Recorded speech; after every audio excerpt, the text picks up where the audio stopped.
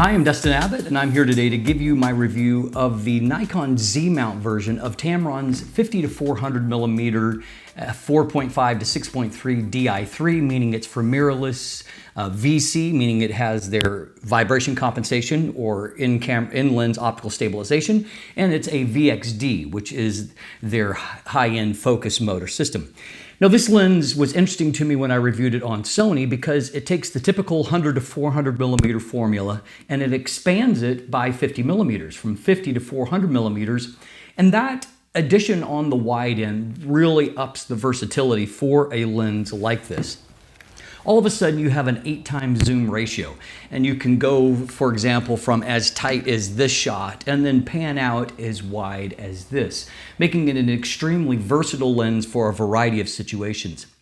Now, of course, here on Nikon, there's only one real primary competitor, and that is Nikon's own Nikkor 100 to 400 millimeter F4.5-5.6 VR S-line lens. That lens retails for $2,500 US on sale right now, whereas the Tamron has an MSRP of $1,299 US. So it is basically half the price of the Nikkor lens. And that makes it obviously a very, very interesting and appealing value here. So how does a very good lens handle the transition to Z-mount? That's what we're here to explore right after a word from our sponsor, Fantom Tracker. Today's episode is sponsored by the Fantom Tracker. Are you someone prone to misplacing your wallet or bag? If so, the Fantom Tracker card is definitely for you. This credit card-sized tracker fits perfectly in any wallet or bag and functions like an Apple AirTag. It can be locally tracked via a 95 decibel beeping noise that can be heard up to 300 feet away, but also on a global level via Apple's Find My network and its map. Unlike many other trackers, the Fantom Tracker card has a built-in rechargeable battery that can be easily charged via any wireless charger, and a single charge will last up to 6 months. The low price of the Fantom Tracker makes it a perfect gift, and you can save even more by visiting store.fantomwallet.com and using code Dustin20 at checkout. That's store.fantomwallet.com and use code Dustin20 for 20% off. So let's start by taking a look at the various features and the build quality here.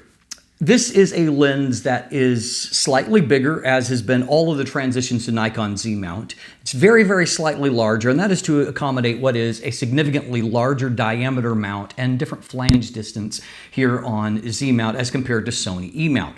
It is still an extremely compact lens for this class of lens. It is 88.5 millimeters in diameter, or 3.48 inches, and it is 185.8 millimeters, so still well under 200 millimeters, which is significant. That's 7.3 inches. The overall weight is a moderate 1,180 grams, or 41.6 ounces.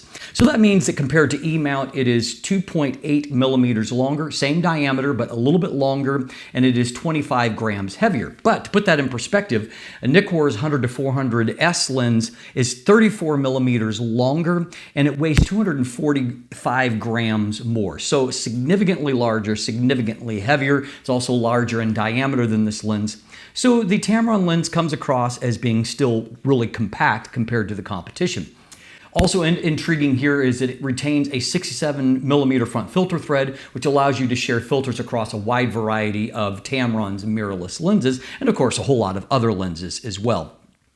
This is a lens that actually has a fair amount of features. I wouldn't say it's quite as feature-rich as the Nikkor, but really not dissimilar.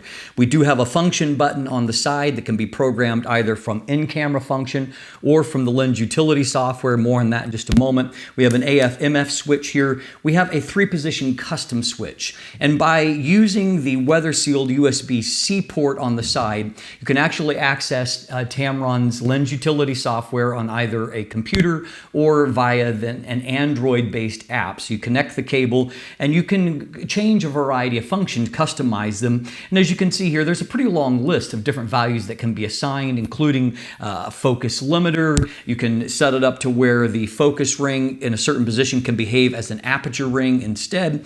You can preset an A and B focus point, etc., etc. The list goes on.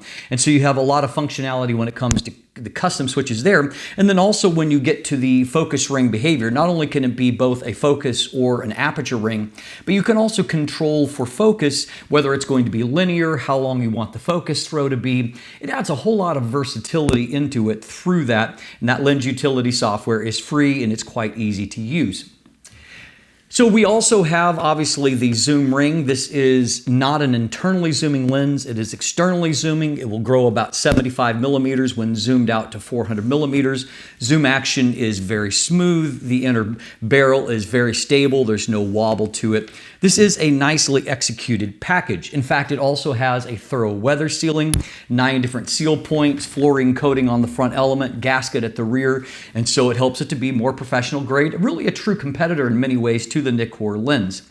Now, one thing that we are missing in the actual package right out of the box is the actual tripod collar. Now, it is designed, if you want to use a tripod collar, it is available. It's about $125 to $130 additional dollars, though I will note that there are third-party alternatives you can buy instead that are considerably cheaper. But if you're wanting to use a tripod collar, obviously that's going to be a separate purchase. In many ways, you can get away without it because the lens weight still stays fairly moderate. Maybe a bigger issue for some potential buyers is that it is not compatible with teleconverters. That really comes back to originally being designed on Sony, where Sony has a limitation that no third-party lenses can use teleconverters. So as a byproduct, this lens is really just not even physically designed with the idea of using teleconverters at 70 millimeters, or excuse me, 50 millimeters, I should say. The final rear element is way too close for a teleconverter to fit, and so that is a limitation. One reason to consider Nikkor if you really want to expand focal range via teleconverters. Now, one killer feature here is the ability to get as close as 25 centimeters at 50 millimeters, and you get an incredibly high 1 to 2 times magnification level. That is what many labels many lenses that label themselves macro lenses can only achieve a similar level of magnification. At 400 millimeters, you have a lower 0.25 times or a 1 to 4 magnification. Still very useful, and obviously scales in between there. But obviously that close focus capability is just one other area that adds to the incredible versatility of this lens. It does have Tamron's vibration compensation. And on Sony, I wasn't blown away by the stability. I don't think that Tamron's VC and these mirrorless lenses has been top-notch, but it is helped out mightily by the fact that I find that Nikon's VR, their in-camera stabilization actually works better than what Sony's does, particularly at telephoto focal lengths.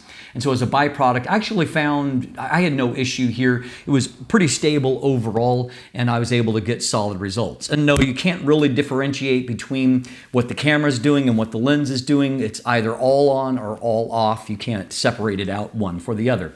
Overall, however, we have got a nice package. We've got a very decent lens hood included here. It's a very nice lens that feels very quality to me. This does not feel like a cheap lens, and I suspect you'll be very happy with the overall build and performance there. So let's talk autofocus. Tamron has given the 50-400mm their VXD, which is their top-end autofocus system. That stands for Voice Coil Extreme Torque Drive, essentially a high-speed linear focus motor. And a reminder here, you can also set a focus limiter to help with focus speed. I didn't really find that I needed it for the various applications that I used.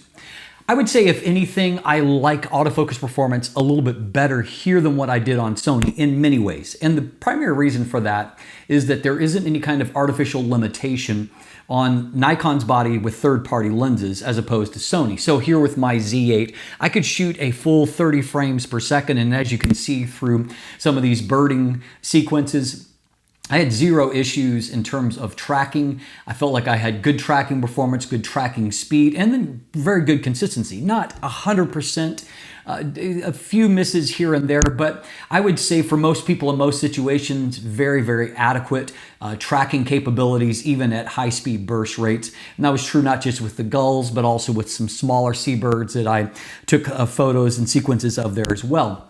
Focus speed is very fast, particularly if you're shooting at wider focal lengths. You can see here from the focus test that it's pretty much instantaneous, just absolutely quick transitions one to the other, back and forth. A tiny bit of slowdown when shooting at 400 millimeters. but it's mostly just that kind of split-second pause while inertia builds, but then the actual major focus changes happen quickly. The truth of the matter is that most of the time you're not shooting in the way that I was shooting here, where you're really making a big jump from a close to a distance focus subject. So under normal conditions, I never really noticed any kind of focus speed lag at all. Focus is very quiet. When I was doing my test, I basically could only hear the sound of my fingertip lifting on and off the shutter. I could not hear any kind of actual focus noise at all. Overall accuracy was good in general purpose shooting, obviously with birds, and then also with some shots of the animals. I got very, very good eye detect, and so no problems there. On the video front as well, overall results were good. I found that focus transitions were quick, but you can see that there is a little bit sometimes of a stepping micro pulse in there. I don't know that I saw that on Sony, but overall focus was good, and I had no problem in normal shots staying stable and getting good video focus results. Focus breathing doesn't seem to be really obvious or bad, and so overall I would say that autofocus is good, and I definitely preferred it here on Nikon as compared to Sony for the reasons that I've detailed. So how about image quality? Image quality in many ways is an easy subject to broach here because I've already tested at a higher resolution point on Sony than what is possible on Nikon, limit here being 45 megapixels, which is what we are testing on. This is an optical design of 24 elements in 18 groups. At least 7 of those are exotic elements of various kinds, as you can see from this chart here. MTF chart is really impressively good, particularly since this is expanded the zoom ratio. The fact that we have got such good-looking MTF in an 8 times zoom ratio is a very, very impressive performance by Tamron. And in fact, as compared to earlier 100 to 400 millimeter lenses from Tamron, image quality is actually improved here rather than diminished. So that is great. As far as some of the other aspects, pincushion distortion is present throughout the zoom range. On the wide end, it's a little less pronounced. It is -9. It peaks somewhere in the middle of the range, and then by the telephoto end, it is a -9 to correct for it. And I say peak, it hits a -10 at some point. So around 200 millimeters, there's a little bit more, but it's like a percentage. It's very, very tiny. So no major issues there. As has been the case with basically all third-party lenses that I've tested on both Sony and Nikon, there is more vignette present on Nikon. Probably has to do with that a bigger mount diameter, different flange distance. And so as a byproduct, for example, on the wide end, I needed a +64 to correct for vignette, whereas on Sony, I only needed a +38. The difference was even more pronounced on the telephoto end. And on Sony, I had almost no vignette. I was a +27. On Nikon, it's more significant. It's a +73, so more like a 2-stop difference. And so that was the most maybe extreme example that I've seen to this point. At the same time, neither is it so bad that it's not within the easy range of correction. So I don't think it's much of an issue in real-world shooting. I did find that there is basically next to no fringing of either variety. I didn't see longitudinal chromatic aberration in real-world shots, and I didn't see lateral chromatic aberrations near the edge of the frame really either. So overall, a good performance there. As noted, we are testing at 45 megapixels here, and if you want a deeper dive into the optics, that will come at the end of the video. I'll just give you a quick overview here. And so at 45 megapixels, what I find above all, even at a 200% magnification, is how consistently good performance is across the frame, and also how consistently good it is throughout the whole zoom range. This is a lens that is very, very consistent in its optical performance. So while the corners aren't quite as good as the center of the frame, there's not a huge difference. I find that in the center of the frame, I saw a little bit of a boost at f5.6, stopping down a bit, and by f8, the corners are looking just razor sharp. So at 50 millimeters, kind of a landscape aperture, you're able to get great looking results. One thing that I do want to highlight is this lens is a little bit slower when it comes to the aperture compared to the Nikon lens. Obviously at 100 millimeters where the Nikon lens starts, it's still at f 4.5. This lens is f5.3 by that point, so it's slower, close to 2/3 stop slower. And at 200 millimeters, it's actually the most dramatic in that it is at the smallest aperture of f6.3, while the Nikkor lens, I believe, is still at f5 at that point. And so, you know, 2/3, a good solid 2/3 and a little bit more stops in between there. So just one thing that you might want to note, that the Nikon lens is the brighter of the two. In terms of the optics, at 100 millimeters, it is very good at f5.3, surprisingly a little bit better at f5.6, that mild bit of stop down. And then at 200 millimeters, 300 millimeters, and 400 millimeters, I'm just surprised really at how consistently the results are. They look largely the same to me, even at 200% magnification, which tells me that in real world shooting, you're probably really not going to see a difference. So it really holds on to a consistently good sharpness throughout the range. Bokeh quality is actually still very surprisingly good for being such a sharp lens. That was something that was impressive to me. I saw a really good end result there. Obviously, with this high magnification and the ability to get really close, you can completely obliterate backgrounds. But even at the less favorable ratios of distance from the camera to the subject to the background, it does get a little bit busier, but at no point does it look ugly. And so good results there. Flare resistance is fine. It's pretty rare with these lenses that you're going to have typical flare type scenarios, but they can be present. In this case, I feel like Tamron's B-Bar Mark II coatings are doing a good job. So in conclusion, this lens really has stood out to me for its versatility. It has that extra 50 millimeters on the wide end, which allows you just to include so many different types of photography as a part of it. Plus, you have the ability to shoot those close focus, near macro, 1 to 2 level macro shots. And that also opens up a lot of additional versatility. So there's just a lot of things that you can do. And the advantage of this, unlike some telephoto lenses, is that you're probably not going to run into a situation where you're stuck, where you don't get a shot because the subject is too close. In this case, you're going to be able to handle that. So I love the versatility. I feel like on a performance level, just looking at reviews and MTF charts, I haven't actually tested the Nikkor 100-400. It seems, however, like the Tamron is pretty much matching the optical performance at half the price, giving you extra 50 millimeters. So, I mean, obviously, it's got a lot going on for it. The biggest reasons I would say to choose the Nikkor lens are twofold. If you want a little bit brighter lens, you're going to work in dimmer situations and you want as much light gathering as possible, the Nikkor is the brighter of the two lenses. Secondly, if you want to be able to use teleconverters, that's only going to happen on the Nikkor side of things. It does not happen with this Tamron. Outside of those two aspects, however, if those aren't priorities to you, I would say choose the Tamron. It's a fantastic lens. If you want more information, you can check out my full text review that's linked in the description down below. There's also linkage there to an image gallery and some buying links. Beyond that, if you want a deeper look at the optical performance, stay tuned right now. Okay, we'll start by taking a look at vignette and distortion here on the wide end. You can see that little bit of pincushion distortion that's there. You can also see that even with the manual correction, because it's linear, not hard to correct for. Vignette, however, you can see is a little bit stronger in the corners.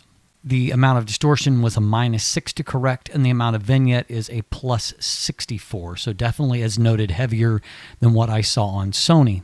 The pincushion distortion is a little bit more pronounced as you go deeper into the zoom range, but again, it remains linear. Vignette, as you can see, is creeping in over a pretty good part of the frame here, and so definitely needs some correction. I used a -8 to correct for the distortion here, and then a +73 to correct for the vignette.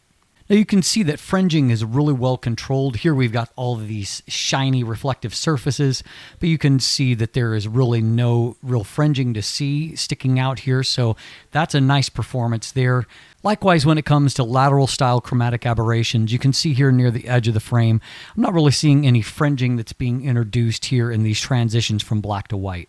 So how about sharpness and contrast? Again, this is a 45 megapixel Z8 sensor. I'm going to show you results at 200% magnification. So starting in the center of the frame, you can see really fantastic performance at 50 millimeters, even at 4.5. You can see we're able to resolve details really well. A little bit of a moire pattern there, kind of false color showing up. But even the 2024, you can see nicely there. In the mid frame, as we go over there, you can see good sharpness and contrast. I mean, this looks really, really fantastic. And then if we go down towards the far corner. You can see also that the corner looks really, really good. I mean, good, just all the way out to the very edge. Nothing to complain about there. Likewise, if we take a look comparing the bottom left corner, which you can see here, and then the upper right corner as well, we can see that both of them look very comparable, and thus we're getting a really nice centering performance here as well. Now, if we stop down a bit to f5.6, you can see that contrast has improved largely in the brighter areas, looking brighter, so more of a difference between the dark and the light. Moving down to the corners look really not all that different. But if you stop on down to f8, you can see that the corner performance looks better still. So it looks really bright, really nice detail there. This is really quite a nice lens for landscape use. So here at f6.3, you can see right to the very edge of the frame, very good detail. Obviously, beautiful colors that are captured here. It's a nice, pretty scene, so that helps. Another one here, and you can see that in the foreground, the detail looks really good. And then also, if we look towards the distance, it's doing a very nice job of drawing into the distance. And off here towards the side, you can see that detail is holding up really nice all the way out there. Now, because this is a variable aperture zoom, the actual minimum aperture is going to change as well from f22 to f32 on the telephoto end. You can see the effective diffraction here at f22, while f11 continues to look very nice and sharp. f22 is somewhat softened by diffraction effect.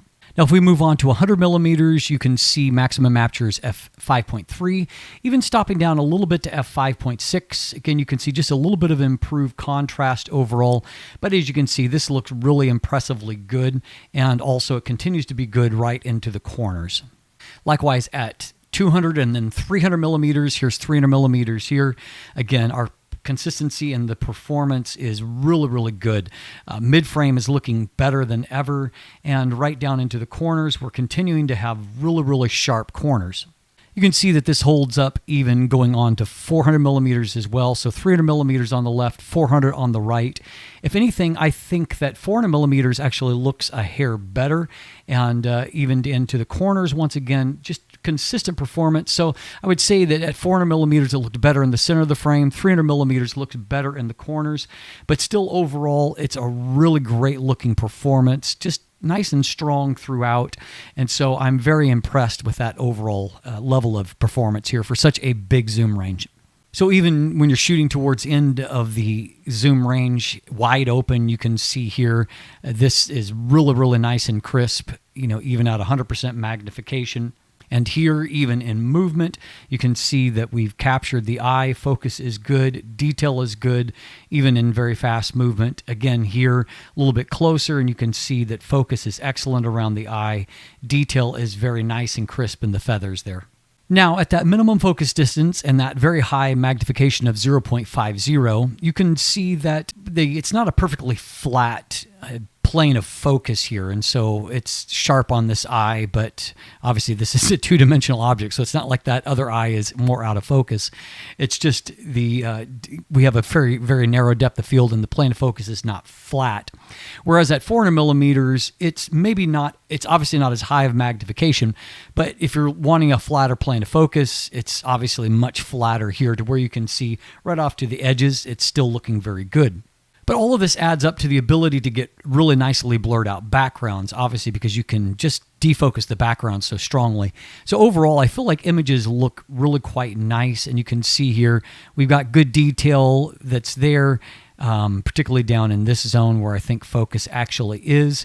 You can see the background is really strongly defocused. Here is set up at that 0.50 or 1 to 2 level of magnification, and you can see my focus there on the stamen of these little tiny flowers. Looks just really fantastic. This is just on a hydrangea, and so each one of these blossoms is really small because it's all part of a larger cluster, and so we're getting a really high level of magnification and really pretty decent detail there. So in general, there's a whole lot to praise here and not a lot to criticize. So hopefully that optical breakdown helped you out to get a better understanding of the performance of this lens. As always, thanks for watching, have a great day, and let the light in.